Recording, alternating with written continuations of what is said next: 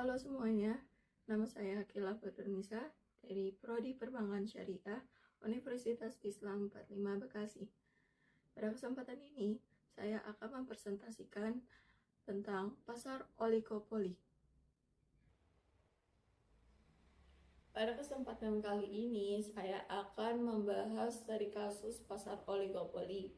Namun sebelumnya, saya akan menjelaskan tentang pasar oligopoli secara singkat. Pasar yang dapat didefinisikan sebagai tempat bertemunya penjual dan pembeli. Penjual yang memiliki kemampuan untuk menjual barang dan jasa, dan pembeli yang membutuhkan barang dan jasa tersebut. Jasa tersebut diperjualbelikan dengan menggunakan alat pembayaran yang sah seperti uang kertas dan uang elektronik.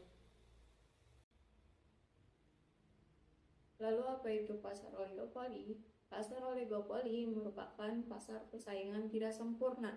Mengapa demikian? Karena dalam pasar oligopoli hanya terdapat beberapa produsen atau perusahaan yang jumlahnya tidak sebanding dengan jumlah konsumen.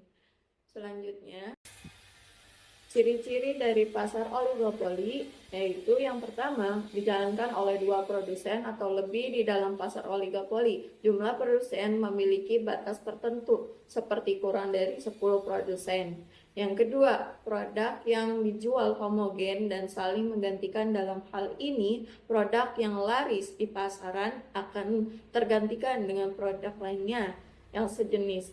Yang ketiga, yaitu kekuasaan dalam menentukan harga yang ada kalanya lemah dan ada kalanya kuat. Gimana jika produsen mampu bekerja sama dengan produsen lainnya,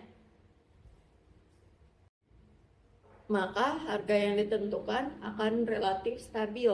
Namun, jika terdapat persaingan harga antar produsen-produsen, akan berlomba menarik minat konsumen dengan cara menurunkan harga, sehingga produsen yang lainnya ikut menurunkan harga untuk menarik konsumennya kembali. Dan keempat adalah harga barang di pasar relatif sama. Dalam hal ini, contohnya harga sabun merek Giv di toko Barokah yang relatif sama dengan harga sabun Giv di toko Amanah. Yang kelima, yaitu produsen baru sulit masuk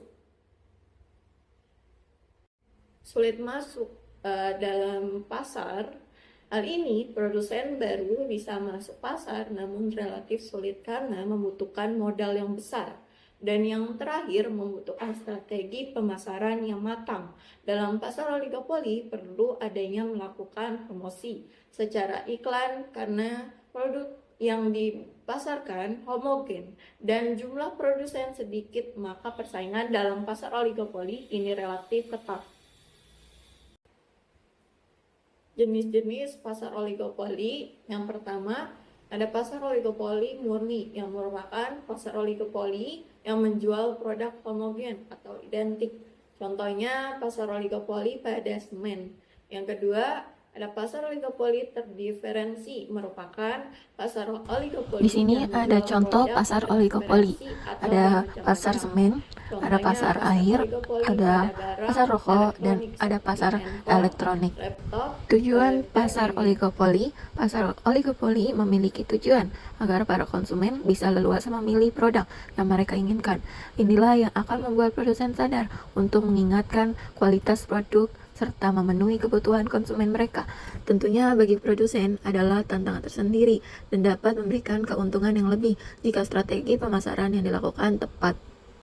Kelebihan pasar oligopoli, keberadaan pasar oligopoli dapat menguntungkan perusahaan selaku produsen dan pembeli sebagai konsumen. Berikutnya kelebihan pasar oligopoli. Yang pertama, terdapatnya sedikit penjual karena dibutuhkan investasi besar untuk masuk pasar. Bagi pengusaha, hal tersebut merupakan keuntungan karena hanya sedikit pesaingnya. Yang kedua, ada jumlah penjual yang sedikit membuat penjual dapat mengendalikan harga dalam tingkat tertentu. Jadi penjual dapat menguasai pasar dengan mengendalikan harga jual barang. Yang ketiga, bila terjadi perang harga, konsumen akan diuntungkan. Bagi konsumen, perang harga akan menguntungkan karena harga yang dihadapinya jadi semakin rendah. Berikutnya ada kelemahan pasar oligopoli. Selain kelebihan, pasar oligopoli juga memiliki kelemahan. Berikutnya kelemahan pasar oligopoli. Yang pertama, terdapat rintangan yang kuat. Maksudnya, untuk masuk ke pasar oligopoli, karena investasi yang tinggi bagi produsen yang hendak masuk, produsen yang tinggi ini merupakan sebuah keburukan pasar oligopoli. Yang kedua, dapat terjadi perang harga. Hal tersebut terjadi karena penjual yang satu berusaha mengalahkan penjual lainnya. Perang harga biasanya dilakukan oleh produsen yang baru masuk pasar karena ingin mengalahkan pemain lama. Yang ketiga, ada mereka berani menurunkan harga serendah mungkin. Tujuannya supaya mereka dapat ikuti menguasai pasar. Yang keempat, ada produsen bisa melakukan kerjasama atau kartel yang pada akhirnya akan merugikan konsumen. Kartel juga dapat merusak iklim persaingan usaha yang sehat. Di sini ada kurva oligopoli.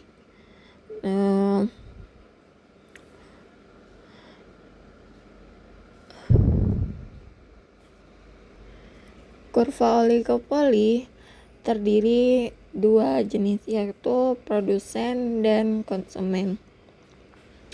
Yang pertama, produsen dominan, di mana ketika produsen dominan ini adalah garis permintaan. Menentukan sebuah harga suatu produk, hal tersebut produk itu adalah sebesar D1. Maka produsen lainnya tidak akan bereaksi atau hanya mengikuti produsen dominan, atau dengan kata lain produsen lainnya. Maka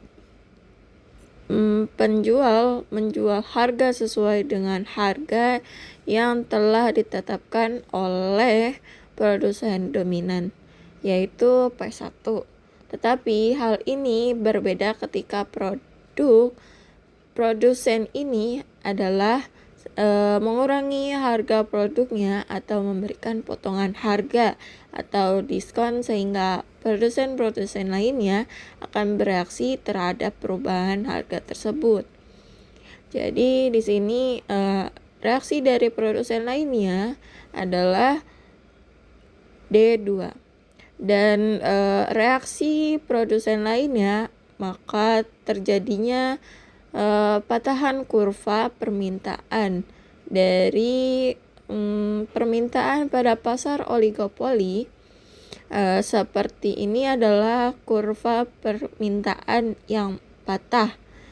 Garis-garis permintaan terusnya, jika kita sudah memperoleh garis permintaan, maka untuk garis penerimaan atau pendapatan juga terdiri atas dua. Pertama, yaitu garis pendapatan atau MR. Untuk D1 tengah, dari setengahnya itu sekitar sisanya. Dengannya sini ada garis MR satu perusahaan dominan. Terus untuk perusahaan lainnya dengan itu sekitar segini, maka MR2 untuk perusahaan lainnya yang bereaksi atas perubahan harga terjadi. Untuk menentukan garis MR pada pasar oligopoli, yaitu kita lihat pertama, kita mengetahui garis MR pada perusahaan dominan sampai pada garis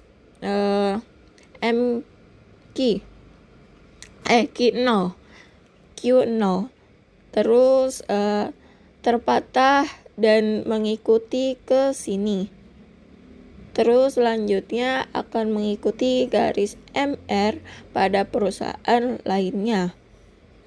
Hal ini dikarenakan garis-garis yang valid atau benar lebih diakui oleh para produsen yang ada di pasar tersebut. Jadi kita telah memperoleh kurva